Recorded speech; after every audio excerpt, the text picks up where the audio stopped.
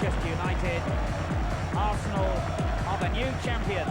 It was glorious, but a glory that has sadly remained long forgotten, consigned to a pre-Premier League past. This is Arsenal's 1991 vintage, not as dramatic as Anfield 89 or as statistically perfect as 2004. But these are the Almost Invincibles, maybe Arsenal's best team of all time.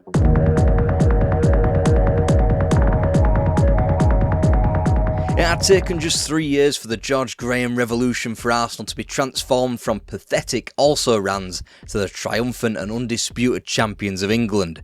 So just how did the former Arsenal player do it?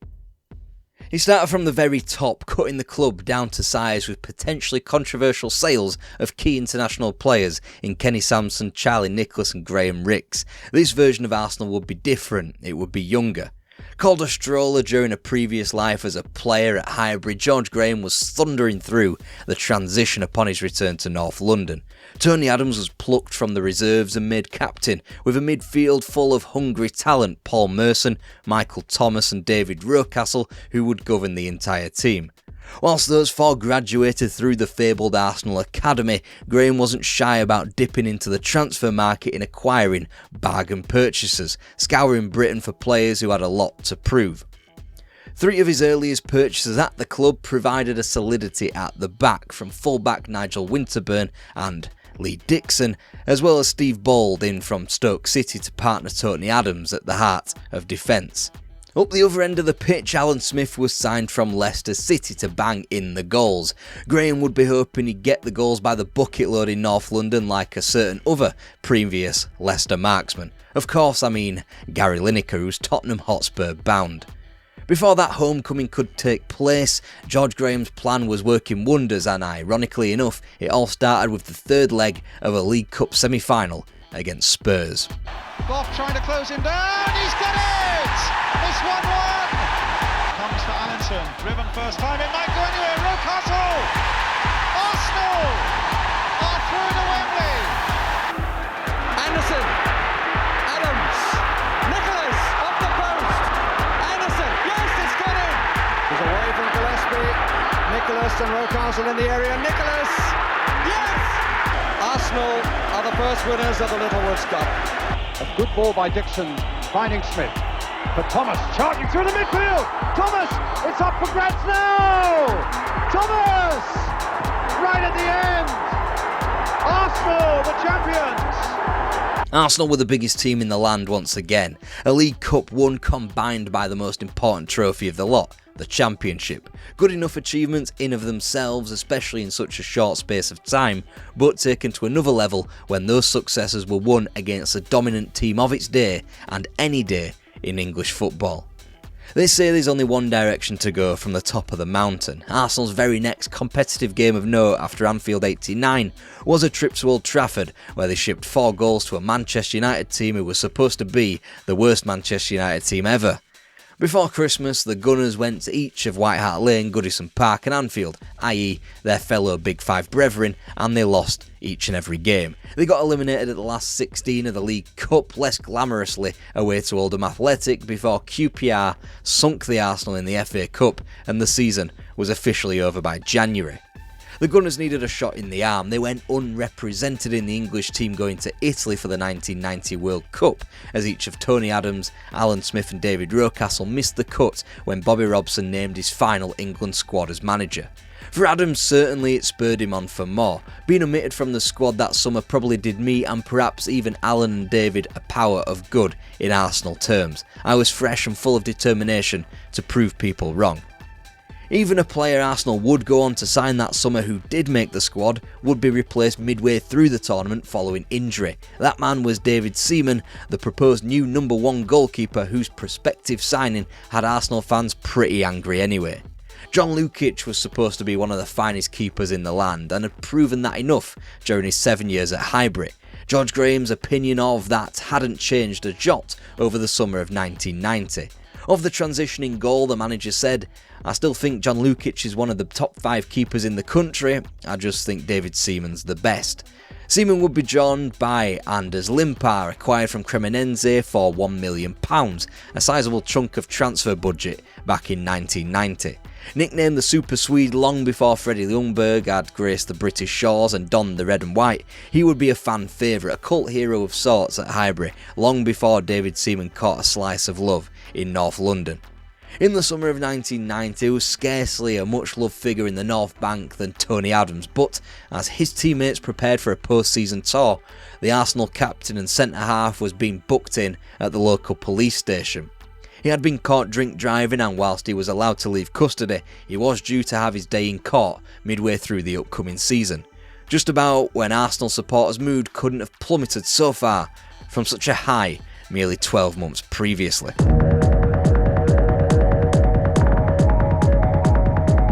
Arsenal needed to create a good mood for their supporters. They'd signed a player not everyone was entirely familiar with in Anders Limpar, and they'd acquired one they knew all too well and hadn't taken to immediately. Half of their players felt disgruntled about not appearing at a magical Italia 90 World Cup in England's semi-final showing, and few people were knocking about harbouring a return to the top of English football or even a solid run in the Cups. Qualifying for Europe? Forget about it.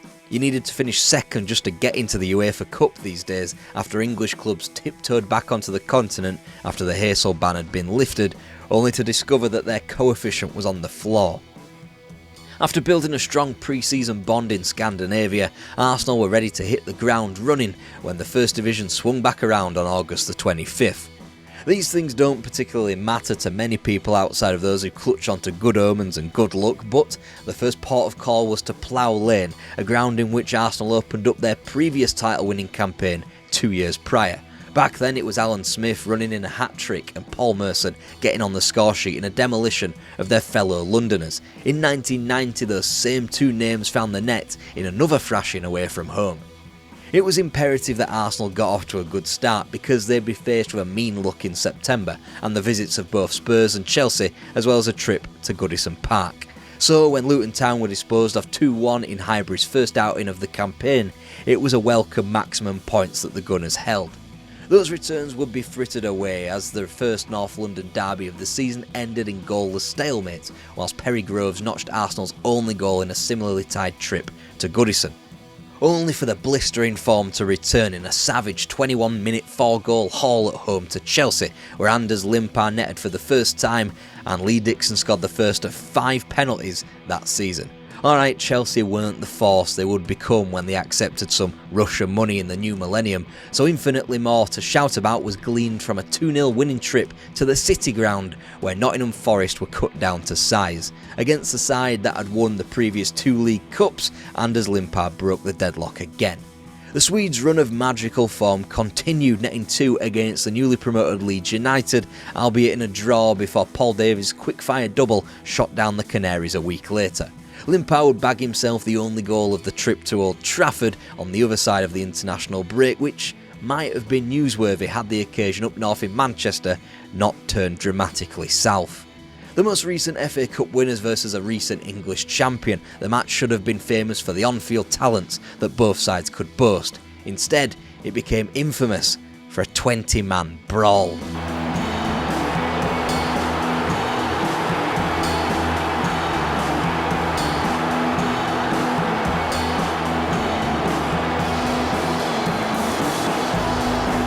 And it was only Dave Sowman who didn't involve himself in the fracas which would cost Arsenal far more than it would United, as the Gunners were fined £50,000 and were deducted a point more than their opponents.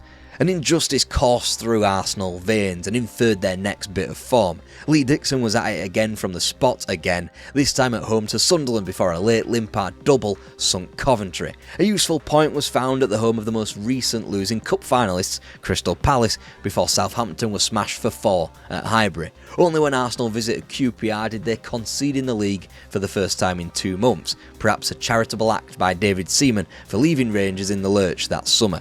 Either way, Arsenal won yet again, Paul Merson's late goal prompting an 8-minute turnaround completed by Alan Smith and Kevin Campbell. This unbeaten spell would only be ended in the League Cup as familiar foes met again. So the first free kick of the match, and Ince cleans it up for Blackmore. Hughes inside him. Hughes is unmarked. It's 2-0 for half-time. And Sharp, incredibly! And Sharp's hat-trick is there for the taking, and he's got it. Arsenal stunned. And it's 6-2, Danny Wallace. It was a pretty quirky game in that everything Manchester United touched turned to goals, whilst Arsenal didn't perform as horrifically as a 6-2 defeat might suggest. In the end, it meant a two-legged victory over Chester City and a win up at Main Road in the earlier rounds of the League Cup were all for nothing. But Arsenal had much bigger fish to fry anyway. They had the visit of Liverpool to Highbury to begin the traditionally hectic December period. The champions of each of the last 3 seasons met once again to renew their friendly rivalry. Both were undefeated. Arsenal had drawn 4 of their 14 matches, Liverpool only 2. Already a win seemed imperative for the Gunners if they were to win the championship once again. Mangan, as he fought it over the line, the goal is given for Arsenal. The spin suits Limpar. Down he goes. Great responsibility for Dixon, and he's shouldered it. Well, Arsenal certainly stating their credentials for a championship here, and it's rounded off in style by Alan Smith. And on such matches, a lot can be decided even as early as the first week of December. Not that it felt that way in the build-up to Christmas. Arsenal had yet to return to the top and then chucked in their next 3 matches, drawing at Luton and Aston Villa, with a 2-2 at home to Wimbledon, the filling in an awkward pre-Christmas sandwich. And even then it wasn't remotely the worst part about Christmas for Arsenal and their supporters. And that is because on December the 19th, Tony Adams was jailed for drink driving. He would miss only 8 matches of Arsenal's season, out early from Chelmsford prison on good behaviour. He went behind bars with Liverpool clutching onto a 4-point lead with the comfortable supplement of a game in hand, and after serving his time, he'd returned to the club top of the table and the entire landscape of English football had changed. First off, Arsenal received the gift-wrapped opponents of Derby County, Sheffield United and Manchester City between Boxing Day and the New Year, and 9 points were acquired. It helped that Sunderland rolled over for the Gunners in the 3rd round of the FA Cup. Less could be said in that department for Leeds United, who eventually wilted in the 4th round after a 3rd replay. Nonetheless, Arsenal had gone to the home of their fiercest rivals without their defensive talisman and got a point. They'd won at home to Everton too. They were now unbeaten throughout the first 23 matches of the season and led Liverpool by a point ahead of a trip across town to Stamford Bridge. Winterburn. Stewart. That's a marvellous ball to Damien Matthew. Kerry Dixon is in the middle. Matthew to Dixon to the back of the net. And now Smith has got through and got one back. With Steve Baldoff injured, joining Tony Adams on the sidelines, the Gunners naturally capitulated to their first league defeat of the campaign. By the time they played again in the league, the title had swung back in their favour. On the evening of February the 20th, Everton and Liverpool played out their 5th round FA Cup replay, a full week before Arsenal had even had the chance to fulfil their 5th round commitment at Shrewsbury Town. A 4-4 draw in the Merseyside derby ended with a severely drained Kenny Dalglish accepting defeat in a long post-Hillsborough battle with his mental health. He resigned, Liverpool went out of the cup to Everton in the 2nd replay and, more pertinently to Arsenal, went down to Luton Town ahead of the visit of Arsenal to Anfield on March the 3rd. And once the outside title shot of Crystal Palace was snuffed out by Arsenal 4-0 and Shrewsbury Town provided a little more difficult to dump out of the cup, Liverpool and Arsenal stood across from each other on the hallowed Anfield turf with a league title to decide. And oh yes, Tony Adams was back. And they played him through. Alan Smith's return pass. Merson against Grobbelaar. Merson past Grobbelaar. A goal for Arsenal that could carry huge significance. The gap was now 3 points. Even when the Gunners wobbled to successive draws against Nottingham Forest and Norwich City, Liverpool capitulated to 1 point from 3 matches against QPR, Southampton and Coventry. As April revealed itself, Arsenal were gunning for gold, 5 beyond Aston Villa, another 2 beyond both Derby and Sheffield United. Not even a point at the Dell could halt their title charge. No, wait, double charge because after Cambridge United was sworn off in the FA Cup quarter-final, a North London derby was baked in for April 14th, 1991. Arsenal, overwhelming favourites for the league, could have one foot inside of a double if they beat their North London rivals, and in a year ending in one. Gascoigne strikes. Oh! Are there going to be two up? They are! Allen to the left. Samways going ahead of Lineker, who's opened it up for himself. Oh, and it's brushed through the goalkeeper. Double dreams over, Arsenal could not get complacent. Now there was still a league to be won, and although that gap to Liverpool stood at 5 points with 5 games to play, Arsenal's title opponents had shown a flicker of life by sticking 5 goals beyond Leeds at Elland Road the afternoon prior to the Gunners' crushing semi-final defeat. Then they stuck a pair of 3-0 wins beyond both Norwich and Crystal Palace in front of the Kop, whilst Arsenal edged nearer and nearer with a draw at home to Man City and a far from convincing win over QPR at Highbury. The gap was down to 3 with 3 to play and a glorious Bank Holiday Monday up at Roker Park, which could have effectively sealed the title in fine fashion thanks to the Gunners' far superior goal difference, especially once news from Stamford Bridge had reached the North East that Liverpool had lost. Instead, Well, a point will be useful to Sunderland, but they'd love to turn it into 3. With Gabbiadini's help, it's a great effort! What a save! it remained only a matter of time though. Come May the 6th, the next potential title winning day, Arsenal's home tie with Manchester United would be preceded with their title rivals trip to Nottingham Forest. For Liverpool to remain in the hunt, they'd have to hope for a win at the City Ground and for their rivals to slip up at home to United, and that was just to take it to the final day too. The final day where Arsenal faced one of the easier ties in the league, the middling Coventry City at home. Either way, May the 6th was reserved for an Arsenal party, and an Arsenal party is what England received. There's the final whistle. Liverpool relinquish their title. They've lost by 2-1 here at Nottingham Forest. Handshakes and congratulations at Highbury already, regardless of what happens tonight when Arsenal play Manchester United. Arsenal are the new champions.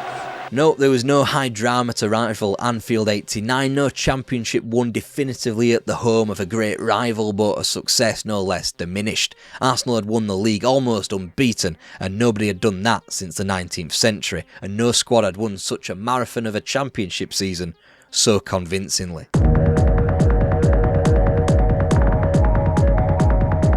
Football was about to change. Some were trying to call it a whole new ball game, and Arsenal were front and centre of its creation. The bright lights, the big wedges of money and the incessant amount of television cameras would be pointed at Highbury every other week from now on. The Premier League was live from August 1992, and Arsenal could scarcely have been in a better position to receive it. After all, they were a recent English champion. They were England's first representative in the European Cup for 6 years, and they just signed a man who would become their highest goal scorer later on in the decade, in Ian Wright. Football was becoming more acceptable, more middle class. Everyone had watched Italia 90, they'd all read Fever Pitch by Nick Hornby, they'd all had their perspective changed, and now some of the best football on the planet would be broadcast live every week. Football, as with life in Britain at the time, was colourful, it was exciting and brash, strutting into a new millennium with an optimism not seen for a while, and Arsenal couldn't have been more out of place if they tried. They were methodical, they were defensive and couldn't cobble together much excitement, nor did they really want to. Not even in their more successful moments, they just did things functionally and were happy to do so. But at precisely the wrong time, they were displaced at the top of English football. Their championship push in the final ever First Division campaign was typically over by Christmas, as were their ambitions in the European Cup, losing to Benfica before we got to the competition's first ever group phase. The Gunners wouldn't be back at the top tier continentally for 7 years, when it would be called the Champions League. Boring Arsenal sunk from a disappointing 4th place to a frankly ludicrous 10th position in the first iteration of the Premier League. That campaign would be saved with a pair of domestic cups, so too their subsequent season where a first European trophy in 24 years was won in the Cup Winners' Cup. But when it came to league football, they were quickly being left behind by Alex Ferguson and Manchester United. George Graham's Arsenal would officially end on February 1995, ignominiously, when it was revealed he'd received gifts in exchange for completing transfers. Thankfully for such a great squad that he left behind, his second go-around at Highbury would become renowned more so for the successes and trophies than its sordid end. Old school fans will point to defeating Spurs and Liverpool to the League Cup in 1987, Graham's inaugural triumph. Those trying to be smart or simply younger will remember the trio of cups in the Premier League age. Most of us will have Anfield 89 ingrained into our psyche. In this shuffle, 1991 gets lost despite it being the most impressive victory of the lot.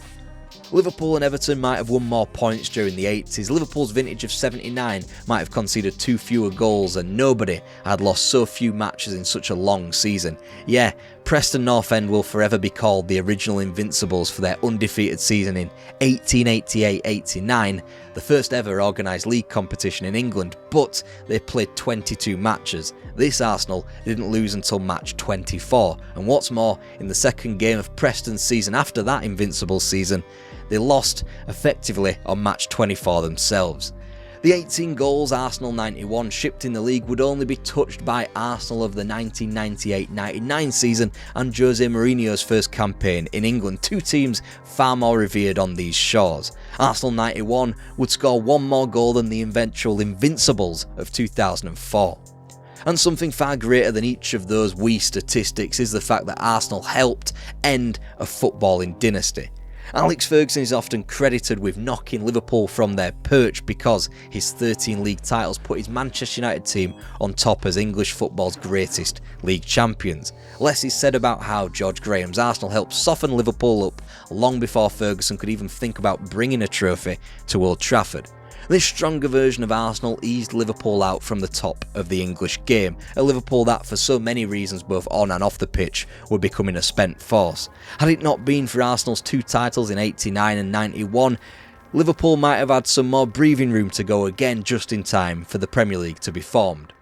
Arsenal would be successful in the Premier League, but it would take some time, but when it did, Alex Ferguson finally got an adequate opponent in Arsene Wenger. Here's 2 videos we've done on a more modern Arsenal quite recently.